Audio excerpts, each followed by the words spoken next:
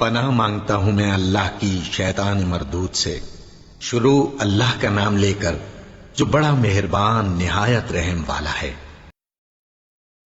الف لام میم۔ اس میں کچھ شک نہیں کہ اس کتاب کا نازل کیا جانا تمام جہانوں کے پروردگار کی طرف سے ہے۔ کیا یہ لوگ یہ کہتے ہیں کہ پیغمبر نے اس کو از خود بنا لیا ہے؟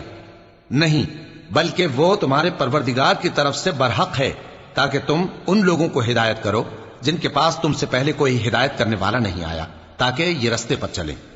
اللہ ہی تو ہے جس نے آسمانوں اور زمین کو اور جو چیزیں ان دونوں میں ہیں سب کو 6 دن میں پیدا کیا، پھر عرش پر جلوہ افروز ہوا۔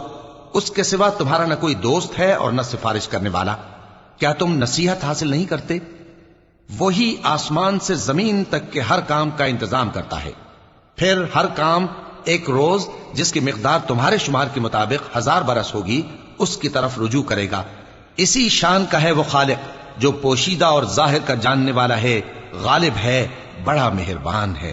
وہی جس نے ہر چیز کو بہت اچھی طرح بنایا، یعنی اس کو پیدا کیا اور انسان کی پیدائش کو مٹی سے شروع کیا، پھر اس کی نسل ایک قسم کے خلاصے سے یعنی حقیر پانی سے بنائی، پھر اس کو درست کیا، پھر اس میں اپنی طرف سے روح پھونکی اور تمہارے کان اور آنکھیں اور دل بنائے، مگر تم بہت کم شکر کرتے ہو۔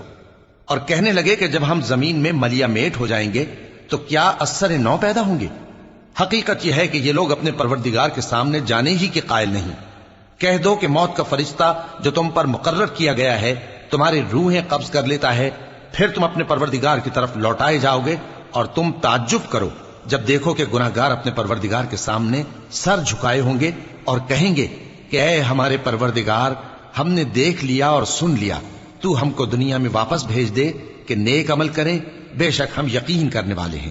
اور اگر ہم چاہتے تو ہر شخص کو ہدایت دے دیتے، لیکن میری طرف سے یہ بات قرار پا چکی ہے کہ میں دوزخ کو جنوں اور انسانوں سب سے بھر دوں گا۔ سو اب آگ کے مزے چکھو، اس لیے کہ تم نے اس دن کے آنے کو بھلا رکھا تھا۔ آج ہم نے بھی تمہیں بھلا دیا ہے، اور جو کام تم کرتے تھے ان کی سزا میں ہمیشہ کے عذاب کے مزے چکھتے رہو۔ ہماری آیتوں پر تو وہی لوگ ایمان لاتے ہیں کہ جب ان کو ان کے ذریعے نصیحت کی جاتی ہے تو سجدے میں گر پڑتے اور اپنے پروردگار کی تعریف کے ساتھ تسبیح کرتے ہیں اور غرور نہیں کرتے۔ ان کے پہلو بچھونوں سے الگ رہتے ہیں، اس حال میں کہ وہ اپنے پروردگار کو خوف اور امید سے پکارتے اور جو کچھ ہم نے ان کو دیا ہے اس میں سے خرچ کرتے ہیں۔ سو کوئی شخص نہیں جانتا کہ ان کے لیے کیسی آنکھوں کی ٹھنڈک چھپا کر رکھی گئی ہے، یہ ان اعمال کا صلہ ہے جو وہ کرتے تھے۔ بھلا جو مومن ہو وہ اس شخص کی طرح ہو سکتا ہے جو نافرمان ہو؟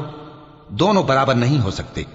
جو لوگ ایمان لائے اور نیک عمل کرتے رہے ان کے رہنے کے لیے باغ ہے، یہ مہمانی ان کاموں کی جزا ہے جو وہ کرتے تھے، اور جنہوں نے نافرمانی کی ان کے رہنے کے لیے دوزخ ہے۔ جب چاہیں گے کہ اس میں سے نکل جائیں تو اس میں لوٹا دیے جائیں گے، اور ان سے کہا جائے گا کہ جس دوزخ کے عذاب کو تم جھوٹ سمجھتے تھے اس کے مزے چکھو، اور ہم ان کو قیامت کے بڑے عذاب سے پہلے دنیا کے عذاب کا بھی مزہ چکھائیں گے، شاید وہ ہماری طرف لوٹ آئیں۔ اور اس شخص سے بڑھ کر ظالم کون جس کو اس کے پروردگار کی آیتوں سے نصیحت کی جائے تو وہ ان سے منہ پھیر لے۔ ہم گناہگاروں سے ضرور بدلہ لینے والے ہیں۔ اور ہم نے موسیٰ کو کتاب دی تو تم ان سے ملاقات ہونے سے متعلق شک میں نہ ہونا، اور ہم نے اس کتاب کو بنی اسرائیل کے لیے ذریعہ ہدایت بنایا تھا، اور ان میں سے ہم نے پیشوا بنائے تھے جو ہمارے حکم سے ہدایت کیا کرتے تھے، جبکہ وہ صبر بھی کرتے تھے اور وہ ہماری آیتوں پر یقین رکھتے تھے۔ بلا شبہ تمہارا پروردگار ہی ان میں جن باتوں میں وہ اختلاف کرتے تھے قیامت کے روز فیصلہ کر دے گا۔ کیا ان کو اس امر سے ہدایت نہ ہوئی کہ ہم نے ان سے پہلے بہت سی امتوں کو جن کے رہنے کے مقامات میں یہ لوگ چلتے پھرتے ہیں ہلاک کر دیا؟ بے شک اس میں نشانیاں ہیں، تو یہ سنتے کیوں نہیں؟